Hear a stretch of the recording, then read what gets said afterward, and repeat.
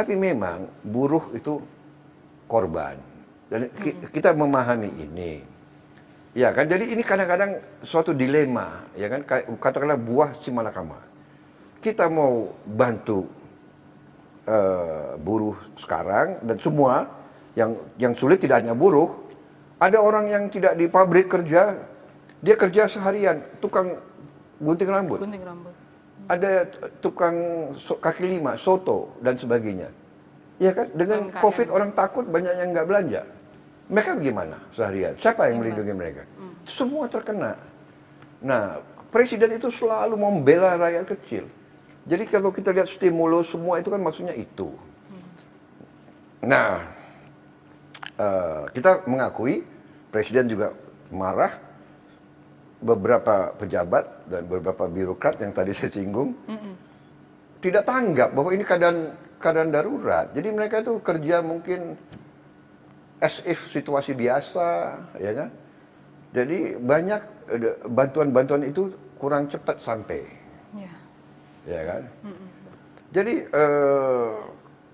banyak sekarang ini yang kemarin demo itu belum baca hasil Omnibus Law itu, dan banyak hoax. Banyak hoax di mana-mana, seolah ini nggak ada, itu nggak ada, dikurangi. Dan saya ingin memberi peringatan, hoax ini berarti ada yang ingin menciptakan kekacauan. Betul. Nah, ya kan? Dan saya punya suatu keyakinan ini justru berasal dari luar negeri. Ada kekuatan-kekuatan asing, ada negara-negara tertentu di dunia yang tidak pernah suka Indonesia aman dan maju. Itu. Jadi ya ini, jadi kadang-kadang tokoh-tokoh kita lihat benar, dia yakin dia benar, dan tapi dia lakukan sesuatu, dia tidak sadar sebetulnya ini permainan orang lain. Dan kita selalu, saya tadi katakan dari ratusan tahun yang lalu, selalu diadu domba. Ya kan? Undang-undang Cipta Kerja tidak hanya tentang itu, tapi beberapa, 11 kalau ya, ada 11 klaster. Ya. Ada penyederhanaan perizinan tanah. Betul. Ada juga persyaratan investasi yang juga dimudahkan. Ketenaga kerjaan, nah ini. Kemudahan dan pelindungan UMKM sekarang. Jadi koperasi cukup kalau tidak salah 9 orang. Dan tidak perlu ada izin, hanya pemberitahuan saja. Kemudian ada kemudahan berusaha, dukungan riset, inovasi, administrasi pemerintahan juga mau disederhanakan. Pengenaan sanksi, pengendalian lahan, kemudahan proyek-proyek pemerintah, dibentuk kawasan-kawasan ekonomi khusus. Jadi banyak sekali yang mau dirapikan, disederhanakan, birokrasi dipangkas supaya timbul pertumbuhan. Ya. Betul. Tanpa pertumbuhan tidak mungkin ada perbaikan kehidupan ekonomi. Betul. Dan dengan demikian kehidupan buruh akan tambah parah. Jadi memang kita saya paham kesulitan buruh. Saya dari dulu berjuang untuk buruh. Betul. Ya, Gerindra itu partai selalu membela buruh. Tanya ada semua pemimpinnya di pihak siapa kita.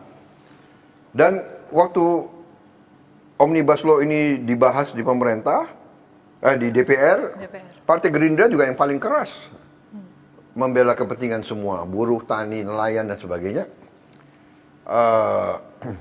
Dan dengan sungguh-sungguh ada buktinya, ada rekamannya semua. Mungkin fraksi Gerindra yang paling banyak ketemu dengan tokoh-tokoh buruh dan sebagainya. Betul. Dan bisa dikatakan dari permintaan tuntutan buruh 80% sudah diakomodasi di dalam Omnibus Law ini, Undang-Undang Cipta Kerja ini. 80%. 80%. Ya, kita tidak bisa 100%. Ya, namanya politik negara, kadang-kadang kita harus mengerti, kita ada kebutuhan ini, kebutuhan itu, ada keperluan, ya kan? Kita butuh investasi dari mana-mana. Dan kita harus tahu di zaman sekarang, di era global ini, perusahaan itu gampang dia pindah. Pabrik-pabrik sudah diasuransi. Jadi kalau mau mau mogok, mau dibakar, mau diduduki, si pengusaha tinggalkan aja. Pabriknya sudah diasuransi kok. Mana dia mungkin untung. Pabriknya aja disuruh bakar atau suruh apa, dia pindah.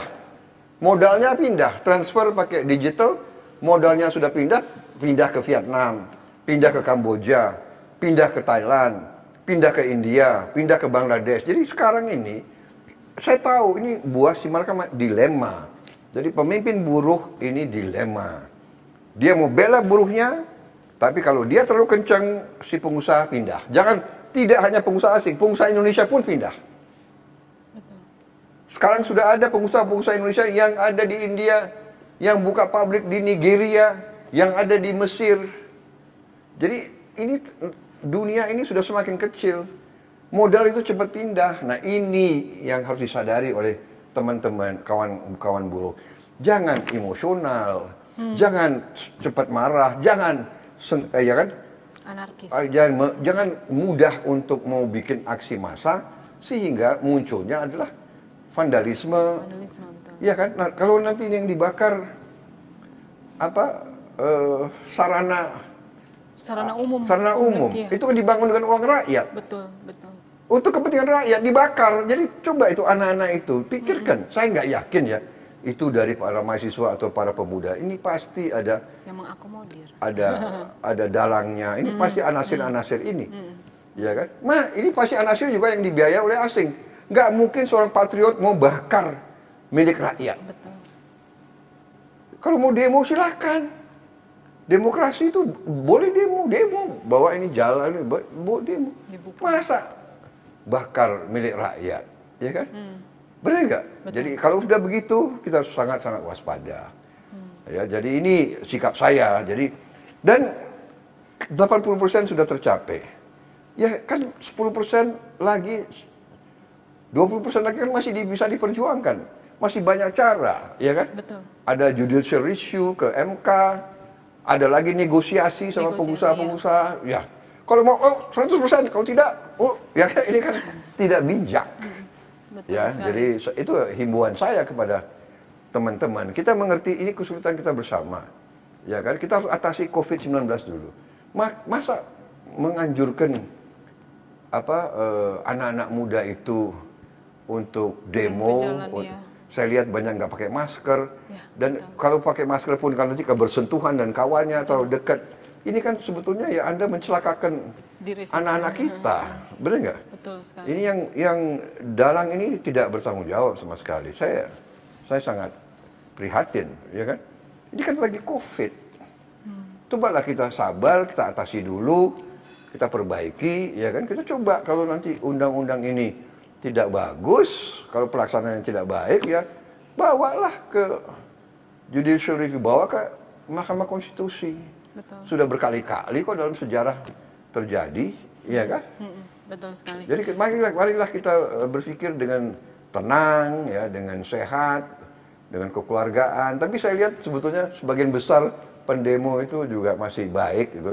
Kemarin saya juga agak terperangkap dengan masa Kerumunan massa, iya, ya. tapi mereka buka jalan, ya masih banyak yang apa itu? Masih bisa Iya, jalan lalu lalang. Iya, dada ke betul. saya, jadi iya kan?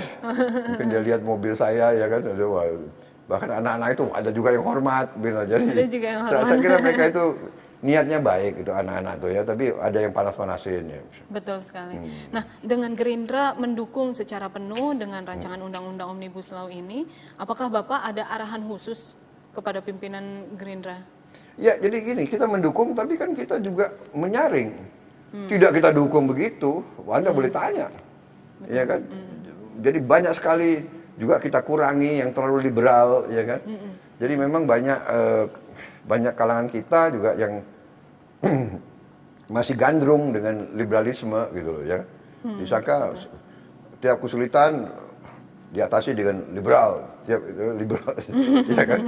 Ya, saya agak berbeda dengan itu. Ya, kita tidak perlu terlalu, ya kan, liberalistis, ya kan? Kita juga perlu pemerintah yang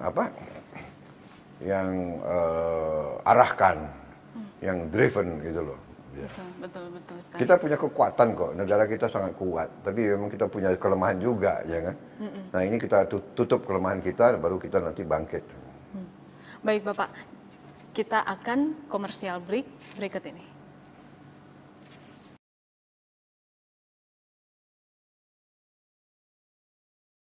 Ya pemirsa, kita masih bersama Bapak Haji Prabowo Subianto. Bapak, kita kan tadi sudah membahas mengenai rancangan undang-undang Omnibus Law Cipta Kerja yang 11 klaster tadi. Sudah jadi undang-undang sebetulnya. Sudah jadi undang-undang, iya, betul sekali. Nah, terkait undang-undang Cipta Kerja khususnya di klaster ketenaga kerjaan, terdapat 12 poin penolakan dari para buruh, salah satunya tentang isu upah minimum. Bagaimana tanggapan Bapak itu? Ya kan ada hoax bahwa upah minimum dihapus, itu dibaca dong, ya kan tidak seperti itu, Betul, ya kan? betul. Jadi dibaca telitinya itu. Jadi ada memang tentang pesangon, ya kan? Tapi pelaksananya juga nanti kan bisa dinego dengan perusahaan-perusahaan itu, ya kan? Jadi itu semua bisa diatasi, jadi tidak apa ya mutlak harus ditolak atau harus diterima, kan itu bisa pelaksanaannya juga sering dinego sama pengusaha-pengusaha itu. Jadi kalau perusahaan itu tidak sanggup, dia mintanya umpamanya 32 kali atau 35 kali mintanya di situ. Nanti pengusaha bilang nggak bisa. Ya ambil aja perusahaan saya. Yang saya sebutkan, ya ambil aja perusahaan saya. Saya udah diasuransi kok. Ambil aja alat-alat itu. Saya pindah aja. Kan saya nggak mampu. Kondisi ekonomi ini kayak begini. Akhirnya kan banyak juga ya. Oke lah, nggak sampai 32, nggak menerima berapa saja pesangon yang bisa dikasih. Nah ini yang kita maksud. Pemerintah tuh sudah mau lindungi buruh, ya kan? Kita butuh dulu suatu iklim, ya. Memang kita mengerti, tapi saya yakin pemerintah dan apalagi presiden yakin sedang mencari bentuk bagaimana kita beri bantuan langsung. Sudah ada banyak upaya kita, ya. Sudah banyak sekali. Ada hal menarik di